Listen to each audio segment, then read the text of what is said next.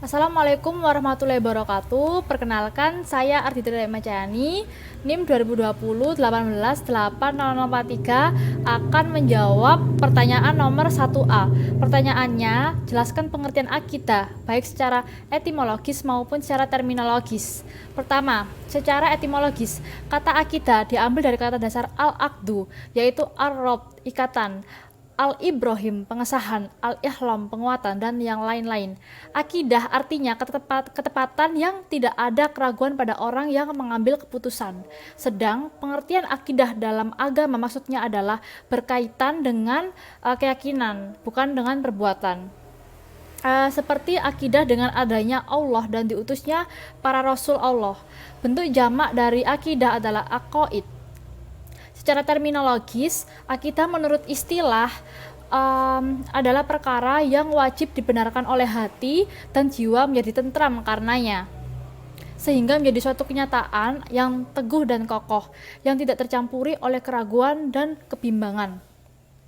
Pengertian akidah menurut Al-Banna, aqaid bentuk jamak roi akidah adalah beberapa perkara yang wajib diyakini kebenarannya oleh hati, mendatangkan ketentraman jiwa yang tidak bercampur sedikit demi sedikit dengan keraguan.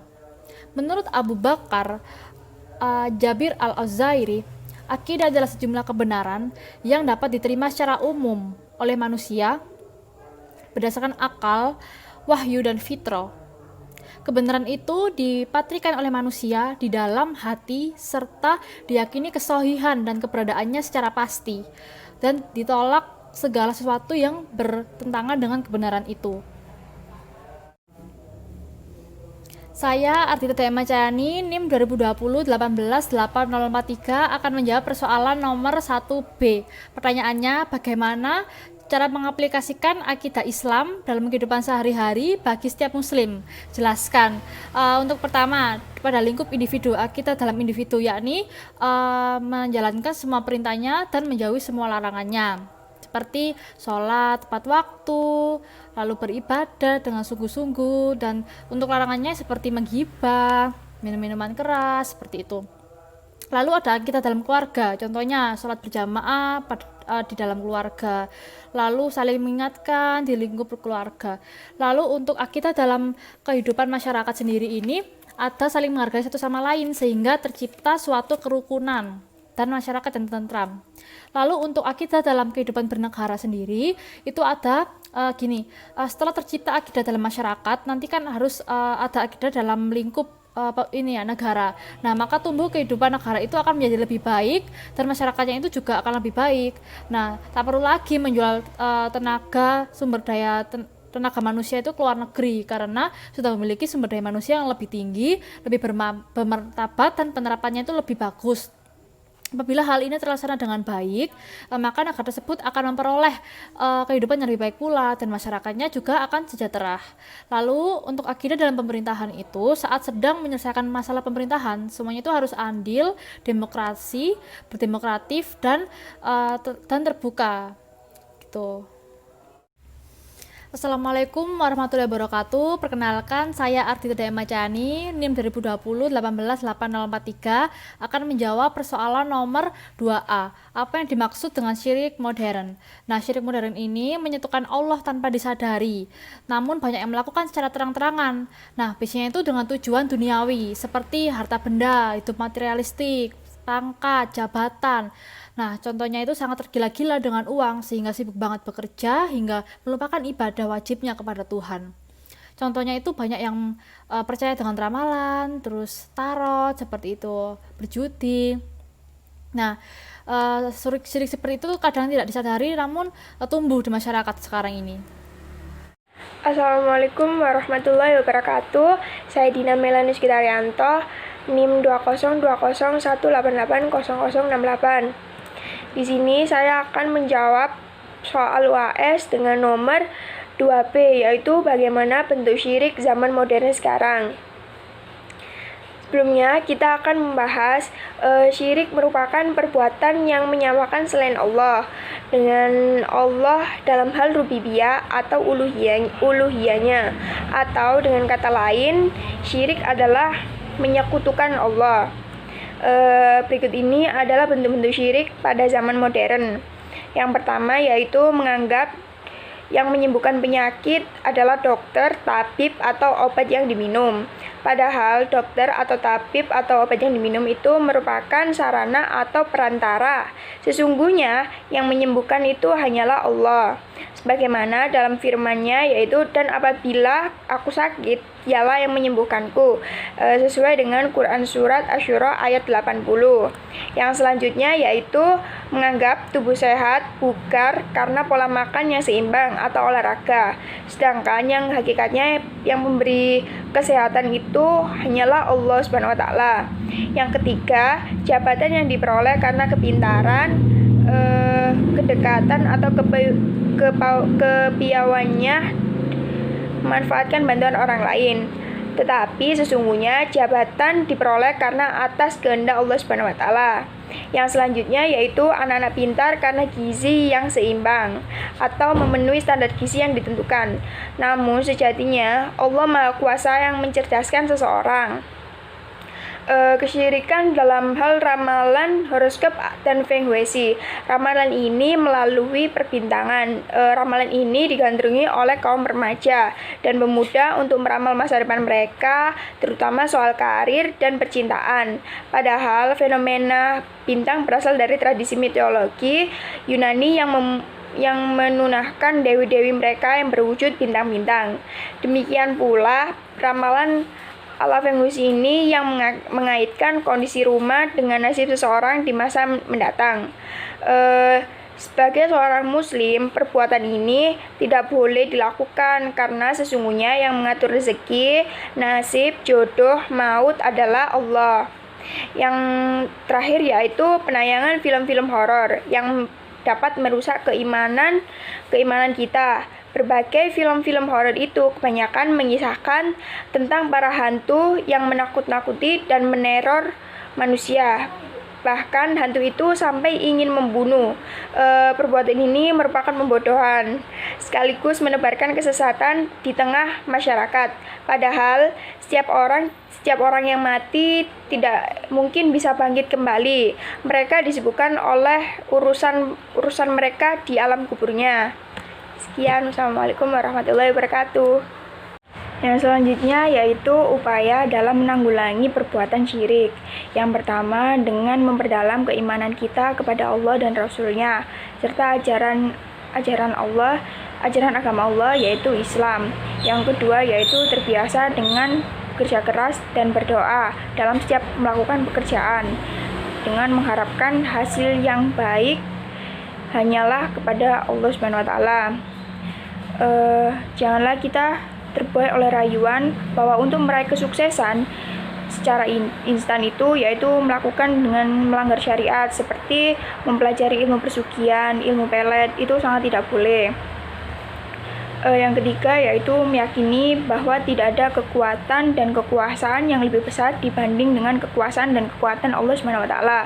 Oleh karena itu, kita dianjurkan untuk selalu mengucap kalimat la haula wala quwata illa billah, yang artinya tidak ada daya dan kekuatan kecuali dengan pertolongan Allah. Yang keempat yaitu banyak mengingat Allah Subhanahu wa taala. Dengan mengingat Allah dengan berzikir, kita bisa berusaha menjauhi atau menghindari perbuatan syirik. Berzikir juga merupakan cara mengagungkan nama Allah Subhanahu wa taala, mensucikan dan mengesahkannya. Dengan berzikir, hati kita menjadi tenang, bahkan memperkuat keyakinan dan keimanan kita. Yang kelima yaitu kita harus ikhlas dalam melakukan amal kebaikan. Perbuatan yang dilakukan dengan ikhlas pastilah akan mendapatkan pahala di akhirat. Lalu jika kita tidak melakukan dengan perbuatan ikhlas atau dengan riya, itu pasti akan sia-sia dan tidak bernilai di hadapan Allah. Sekian, wassalamualaikum warahmatullahi wabarakatuh. Assalamualaikum warahmatullahi wabarakatuh. Saya Dina Milani Sitarianto dengan NIM 2020188068. Di sini saya akan menjawab persoalan nomor 2C, yaitu apa saja bahaya syirik. Bahaya syirik di sini yang pertama yaitu menghancurkan seluruh amal kita. Sesuai dengan firman Allah Ta'ala Yang terjemahnya yaitu, sesungguhnya jika engkau berbuat syirik, niscaya hapuslah amalmu dan benar-benar engkau termasuk orang yang rugi. Sesuai dengan Quran Surat Az-Zumar ayat 65. Yang kedua yaitu bahaya syirik, jika meninggal dalam keadaan syirik, maka tidak akan diampuni oleh Allah. Sesuai dengan firman Allah, sesungguhnya Allah tidak akan mengampuni jika disekutukan, dan Dia akan mengampuni selain syirik bagi siapa yang Dia kehendaki. Sesuai dengan Quran Surat An-Nisa ayat 48. Yang selanjutnya yaitu, diharamkan masuk surga bagi orang syirik. Sesuai dengan firman Allah, sesungguhnya barang siapa menyekutukan Allah, maka pasti Allah mengharamkan jannah baginya, dan tempatnya adalah neraka, dan tidak ada bagi orang-orang zalim itu seorang penolong pun. Sesuai dengan Quran Surat Al-Ma'idah ayat 72. Yang selanjutnya yaitu bahaya syirik. Hati orang syirik tertutup untuk menerima kebenaran yang datangnya dari Allah dan Rasul-Nya. Menurut Ibnu Jarir, ketertutupan hati orang syirik itu lantaran dari sifat kesombongannya dan penentangnya terhadap kebenaran yang disampaikan kepadanya. Orang-orang syirik yang mendustakan ayat-ayat Allah diberi peringatan atau tidak sama saja bagi mereka karena hati mereka buta. Lalu yang terakhir yaitu munculnya perasaan bimbang dan ragu. Firman Allah Subhanahu wa taala yang artinya dalam hati mereka ada penyakit, lalu Allah menambah penyakitnya itu, dan mereka menambah azab yang pedih karena mereka berdusta. Sesuai dengan Quran Surat Al-Baqarah ayat 10. Sekian, wassalamualaikum warahmatullahi wabarakatuh. Assalamualaikum warahmatullahi wabarakatuh. Saya Dina Milan Sudaryanto dengan NIM 20201880068. Di sini saya akan menjawab persoalan nomor 3A, yaitu mengapa iman bagi seseorang itu penting. Sebelumnya kita akan membahas dalam Islam hal yang menyangkut kepercayaan dan keyakinan itu disebut dengan iman. Seseorang dinyatakan iman bukan hanya percaya terhadap sesuatu, melainkan kepercayaan itu mendorongnya untuk mengucapkan dan melakukan sesuatu sesuai dengan keyakinannya. Berbicara dengan iman sendiri bukan hanya dipercayai atau diucapkan, melainkan menyatu secara utuh dalam diri seseorang yang dibuktikan dalam perbuatannya. Karunia terbesar dari Allah Subhanahu wa taala kepada dalam memahami dan melaksanakan sesuai dengan keyakinannya. Di sini iman memegang peranan penting dalam kehidupan. Tanpa iman, kehidupan manusia seperti kapas yang diterbangkan angin kian kesana kemari. Orang-orang tidak beriman, hidupnya akan kacau, tidak terarah, dan dihanyutkan oleh hawa nafsu tanpa tujuan yang hakiki.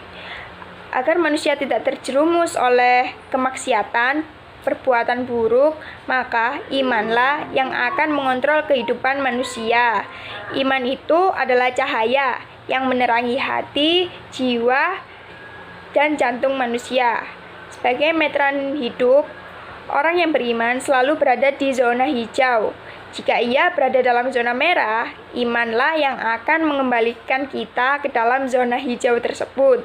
Itulah posisi iman dalam kehidupan. Dan iman itu sangat penting bagi kita, khususnya manusia atau bagi kita pemeluk agama Islam, agar mendekatkan diri kita kepada Allah Subhanahu wa taala dan menjadi hamba yang beriman dan bertakwa. Jika iman akan bertambah karena taat kepada Allah, dan akan berkurang jika disebabkan maksiat kepada Allah Subhanahu wa taala. Sekian, wassalamualaikum warahmatullahi wabarakatuh. Assalamualaikum warahmatullahi wabarakatuh. Saya Yolda Ferdinand Junior dengan NIM 200180088. Di sini saya akan membacakan surah Al-Hujurat ayat 15. A'udzu billahi minasyaitonir rajim. Innamal mu'minuna alladzina amanu billahi wa rasulihi thumma lam yartabu wa jahadu bi amwalihim wa anfusihim fi sabilillahi ulaika humus shadiqun. Yang artinya, sesungguhnya orang-orang mukmin yang sebenarnya adalah mereka yang beriman, kepada Allah dan Rasul-Rasulnya, kemudian mereka tidak ragu-ragu dan mereka berjihad dengan harta dan jiwanya di jalan Allah. Mereka itulah orang-orang yang benar. Terima kasih. Assalamualaikum warahmatullahi wabarakatuh. Saya Yolda Ferdinand Junior. Di sini saya akan menjawab persoalan nomor 4, yaitu definisi ibadah menurut pandangan Muhammadiyah. Definisi ibadah menurut pandangan Muhammadiyah ini berikut. Ibadah adalah bertakarub, mendekatkan diri kepada Allah Subhanahu wa taala dengan mentaati segala perintah-perintahnya dan menjauhi segala larangan-larangannya dan mengamalkan segala yang diperintah yang diizinkannya. Terima kasih. Assalamualaikum. Saya akan menjawab persoalan nomor 4B, yaitu bentuk-bentuk ibadah dan syarat diterimanya suatu ibadah kepada Allah Subhanahu wa taala. Bentuk ibadah kali ini yakni yang pertama sholat, puasa, haji, umroh. Nah, untuk syarat-syarat diterimanya suatu ibadah yang pertama yaitu bertaubat dari dosa-dosa, kemudian sesuai tuntunan syariat, niat beribadah karena Allah, kemudian yang terakhir ikhlas. Jadi beribadah itu niatnya karena Allah dan ikhlas. Nah, itu sudah memenuhi syarat-syarat ketentuan ibadah. Sekian, terima kasih. Assalamualaikum warahmatullahi wabarakatuh. Nama saya Muhammad Khairul Anam dengan NIM 2020188075. Di sini saya akan membacakan jawaban soal dari nomor 4C, 5A dan 5B. Untuk yang 4C, membaca surat Az-Dzurriyat dari ayat 56 hingga 58 dengan tertil dan disertai terjemahannya. A'udzu billahi minasyaitonir rajim. Bismillahirrahmanirrahim. Wa ma khalaqatul jinna wal insana illa liya'budun. Dan aku tidak menciptakan jin dan manusia melainkan supaya mereka mengabdi kepadaku. Ma uridu minhum mir rizqin wa ma uridu an yut'imun. Aku tidak menghendaki rezeki sedikit pun dari mereka, dan aku tidak menghendaki supaya mereka memberiku makan. Innallaha huwar razzaqu dzul quwwatil matin. Shadaqallahul azim. Sesungguhnya Allah, dialah maha pemberi rezeki yang mempunyai kekuatan lagi sangat kokoh. Nomor 5 menjelaskan tentang dalil Al-Quran tentang pernikahan.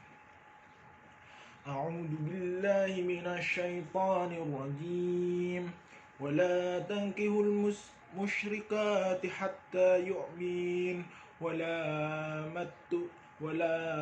matum mu'minatu khairum min musyrikatin walau a'jabatkum. Wala tunkihul musyrikina hatta yu'minu. Wala abadamun mu'minina khairum min musyrikin wala a'jabakum. Ulaika yad'una ilan nar. Wallahu yad'u ilal jannati wal maghfirati bi'iznihi. Wa yubayyinu ayatini lin nasi la'allahum yatadzakkarun.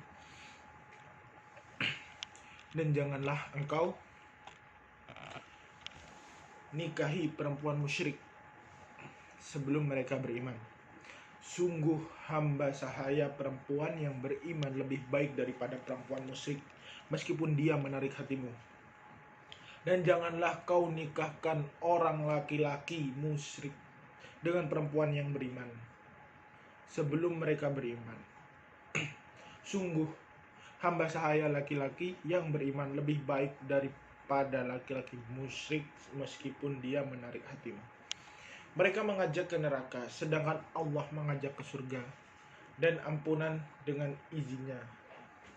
Menerangkan ayat-ayatnya kepada manusia agar mereka mengambil pelajaran. Untuk nomor 5B, mahasiswa dapat menjelaskan atau menyebutkan 4 kriteria memilih jodoh sesuai dengan Nabi Muhammad SAW. Dalam kutipan hadis, angkahul mar'atu lil arbi lima liha wali hasabiha wal jamaliha wa diniha fadfar bidati dini taribadi yadak. Wanita dinikahi karena 4 hal, yaitu dari nasabnya, dari kecantikannya, dari hartanya, dari agamanya. Pilihlah yang memiliki agama, maka kalian akan paling beruntung. Hadis riwayat Bukhari Muslim. Assalamualaikum warahmatullahi wabarakatuh. Saya Dina Melani Sukitarianto dengan NIM 20201880068. Di sini saya akan menjawab persoalan nomor 5C, yaitu jelaskan adab melamar dalam Islam. Yang pertama yaitu tidak boleh melamar wanita yang telah lebih dahulu dilamar oleh saudara sesama muslim, atau kita tuh tidak boleh melamar seorang wanita jika wanita itu sudah dilamar oleh orang lain. Hal ini berdasarkan sabda Nabi Shallallahu Alaihi Wasallam, yaitu tidak boleh seorang laki-laki melamar di atas lamaran saudaranya. Dalam sebuah riwayat itu mengatakan kecuali jika pelamar pertama meninggalkan lamarannya atau dia orang yang melamar mengizinkan dirinya. Yang kedua yaitu subur lagi penyayang, karena dibenci menikah dengan lelaki atau wanita yang mandul. Dari hadis Makil bin Yasar radhiyallahu anhu, beliau berkata, pernah datang seorang lelaki kepada Nabi Shallallahu Alaihi Wasallam lalu berkata, saya menyayangi seorang wanita yang memiliki keturunan yang baik, lagi cantik, hanya saja tidak melahirkan atau bisa dikatakan mandul. Apakah saya boleh menikahinya? Beliau menjawab, tidak boleh. Kemudian orang ini datang untuk kedua kalinya kepada beliau dan menanyakan soal yang sama. Maka beliau melarangnya. Kemudian dia datang untuk ketiga kalinya. Maka beliau bersabda, nikahilah wanita-wanita yang penyayang lagi subur, karena sesungguhnya saya berbangga dengan banyaknya jumlah kalian pada hari kiamat. Yang ketiga yaitu hendaknya memilih wanita yang masih perawan. Hal ini berdasarkan Jabir bin Abdullah radhiyallahu anhu, bahwasanya Nabi Shallallahu Alaihi Wasallam bertanya kepadanya, wanita apa yang kamu nikahi? Maka dia menjawab, saya menikahi seorang janda. Maka Nabi Shallallahu Alaihi Wasallam bersabda, tidaklah kamu menikahi wanita yang perawan, yang kamu bisa bermain dengannya dan dia bisa bermain denganmu. Yang keempat yaitu memilih calon pendamping yang soleh dan soleha. Rasulullah Shallallahu Alaihi Wasallam bersabda, tak kala beliau ditanya dengan wanita yang paling baik, wanita yang taat jika disuruh, menyenangkan jika dilihat, serta menjaga dirinya dan harta suaminya. Sekian, wassalamualaikum warahmatullahi wabarakatuh.